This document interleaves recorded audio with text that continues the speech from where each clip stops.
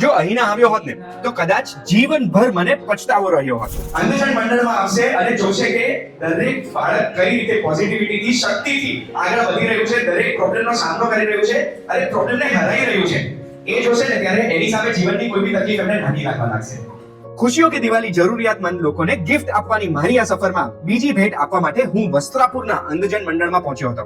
તો એક બ્રાન્ડ છે, એ બ્રાન્ડનું નામ છે વોકોમ. એ વોકોમે મને એક ભેટ આપી છે, એક ફ્રિજ આપ્યું છે કે એ ફ્રિજ હું કોઈને આપી શકું. તો એ ફ્રિજ આપવા માટે આપણી સાથે વોકોમના લોકો આવ્યા છે અને એ ફ્રિજ અહીંયા રસોડામાં મુકાશે, જે ફ્રિજનું કામ અહીંયા અંધજન મંડળમાં આવશે.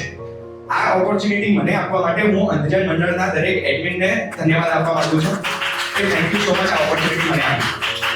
બાકી બાળકો તમે લોકોએ તો દિલ જીતી લીધું છે. જેટલી વાર અંધજન મંડળ આવીએ પોઝિટિવિટી લઈને પાછા જઈએ છે એના માટે થેન્ક યુ સો મચ. વોકોમના સપોર્ટથી જે ગિફ્ટ અહીં આપવાની હતી તે ખરેખર ખાસ બની ગઈ, જે મને અહીં આપ્યા બાદ લાગ્યું. જેવો પહોંચ્યો ત્યારે જે મને આવકાર મળ્યો તે કદાચ આપણા પોતાના પણ આપણને ન આપે તેવો હતો. એમાંથી કેટલાય મને જોયો નથી, પરંતુ મારો અવાજ સાંભળીને ઓળખી ગયા. ત્યારે ખરેખર એવું લાગ્યું કે મારી આ ઓળખ મારા માટે કેટલી મોટી જવાબદારી અને ફરજ બની ગઈ છે. અહીંયા અમે એટલે પહોંચ્યા હતા કારણ કે અમૃતભાઈ સાથે વાત થયા બાદ માલુમ પડ્યું કે અંધજન મંડળમાં એક ફ્રિજની જરૂરત છે. કારણ કે આટલા બધા બાળકોનું જમવાનું બનતું હોય ત્યારે એવી ઘણી વસ્તુઓ હોય જેની માટે એક કરતા વધારે ફ્રિજની જરૂરત પડતી હોય છે. બસ તો હું તૈયાર હતો અને વોકોમનો પણ સાથ હતો.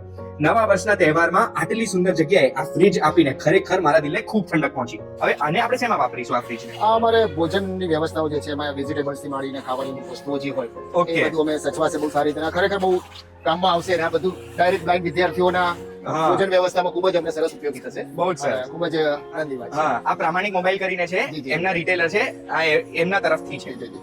વન્સ અગેન થેન્ક યુ વોકોમ અમારી આ સેવારૂપી સફરમાં સાથી બનવા માટે.